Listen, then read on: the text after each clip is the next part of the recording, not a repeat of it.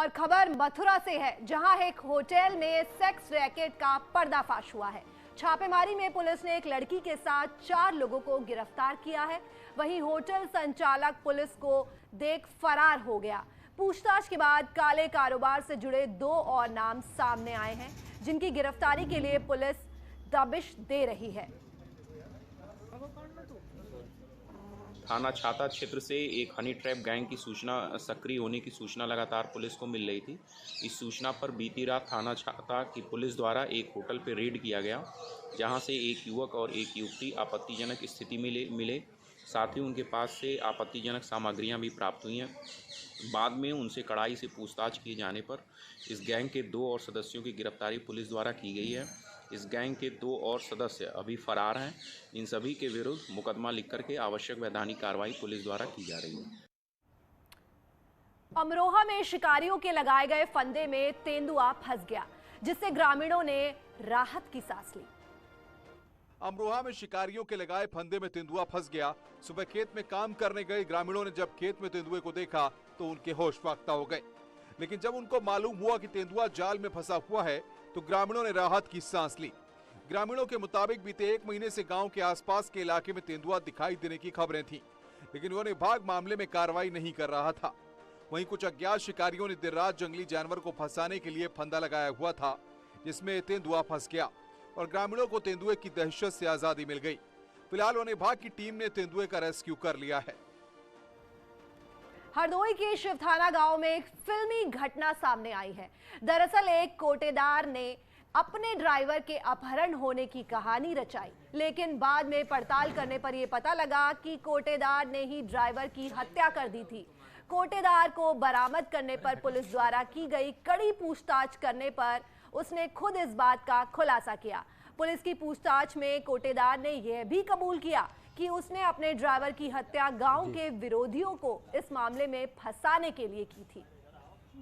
सभाजीत उर्फ गुड्डू के निशानदेही पर घटनास्थल वहां पे ब्लड और एक 315 बोर का बुलेट बरामद किया गया है। उसने पूरा घटना का इकबाल किया है और मकसद जो सामने आया वो ये है कि अपने प्रधानी और कोटेदारी के विवाद से संबंधित 6 विपक्षियों को उसमें फंसाना था। साथ ही साथ गयादीन जो कुछ घटनाओं में राजदार था उसको रास्ते से हटाना था। ये 2 मकसद के तहत इसकी हत्या की गई है। हत्या से संबंधित सभी साक्ष्य जुटा लिए गए हैं और सभी साक्ष्यों के आधार पर आज सभाजीत और गुड्डू को न्यायालय के समक्ष प्रस्तुत किया जा रहा है। शानदार काम करके वर्कआउट करने वाली सीओ सिटी और एडिशनल एसपी पश्चिमी की टीम को 25,000 रुपये का नकद इनाम दिया जा रहा है। संगम नगरी प्रयागराज में किसी बात को लेकर आपस में कहासुनी के चलते 2 ठेकेदारों के बीच गोलीबारी हो गई, जिसके चलते एक ठेकेदार की मौत हो गई। बताया जा रहा है कि पूरी घटना पैसे के लेन देन को लेकर हुई।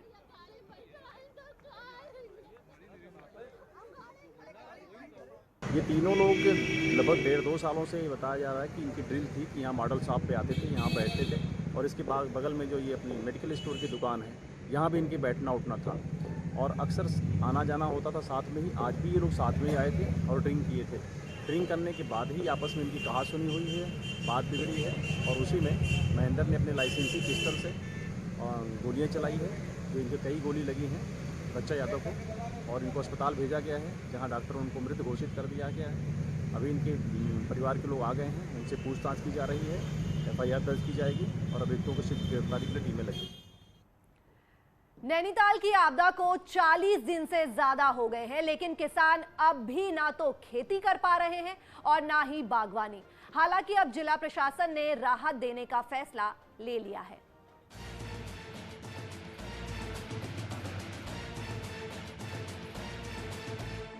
रामगढ़ में फल बागान कुछ ऐसे ही मलबे में तब्दील है।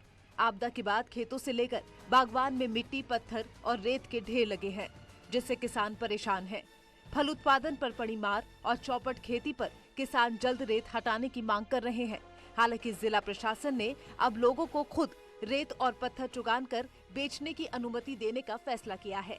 उसमें अगर किसी के खेत में अगर मलबा आया है तो वो अपनी सफाई कर सकता है, वो प्रशासन से परमिशन ले सकता है। दैवीय आपदा मद में और उसमें जो अनुमन्य है उसमें आप परमिशन ले सकते हैं। अगर किसी के वहाँ पे मलबा आया है, रेता बजरी आया तो वो परमिशन लेके बेच भी सकता है। दरअसल 18 अक्टूबर की आपदा से खेतों और बागानों में रेत भर गया। तो मकानों पर भी इसका असर पड़ा है। नालों ने अपना रुख बदला है और आबादी के लिए खतरा बनने लगे हैं। वहीं अब स्थानीय लोग विंटर रेन से डरे हुए हैं। वहीं आपदा प्रभावित कई लोग सरकार से विस्थापन और बाढ़ सुरक्षा को लेकर काम करने की मांग कर रहे हैं। जो मेरी नहीं, पूरे गांव वालों की, पूरे क्षेत्रवासियों की डिमांड है कि जहां से फ्लड आया हुआ है, जब तक ये फ्लड का ट्रीटमेंट नहीं होता, गड्ढे का ट्रीटमेंट नहीं होता, तब तक हम अपने मकान को, या जैसे यहाँ पर मकान बनाएंगे, यहाँ पे एक मकान था तो कैसे मकान बनाएं। बहरहाल अधिकारी भले ही कुछ भी कह रहे हों, लेकिन धरातल पर अभी काम शुरू नहीं किए जा सके हैं। आज बीजेपी अध्यक्ष जेपी नड्डा का जन्मदिन है। उनके जन्मदिन पर प्रधानमंत्री मोदी, सीएम योगी समेत कई बड़े नेताओं ने उन्हें बधाई दी और लंबी उम्र की कामना की। बीजेपी अध्यक्ष जेपी नड्डा को जन्मदिन की बधाई। उनका नेतृत्व प्रेरणादायी है। वो हमारे संगठन को मजबूत करने के लिए कड़ी मेहनत कर रहे हैं। उनके पास बेहतर प्रशासनिक और विधायी अनुभव भी है, जिसके लिए उनकी व्यापक रूप से प्रशंसा की जाती है। ईश्वर उन्हें दीर्घायु प्रदान करे। सीएम ने ट्वीट किया, जनप्रिय राजनेता, कुशल संगठनकर्ता, करोड़ों कार्यकर्ताओं के मार्गदर्शक बीजेपी के माननीय राष्ट्रीय अध्यक्ष जेपी नड्डा जी को जन्मदिन की हार्दिक बधाई। प्रभु श्री राम से प्रार्थना है कि आप दीर्घायु हो, सदैव स्वस्थ रहे एवं आपको समृद्ध एवं सुयशपूर्ण जीवन की प्राप्ति हो। फिलहाल इस बुलेटिन में सिर्फ इतना ही। आगे खबरों का सिलसिला यूं ही जारी रहेगा।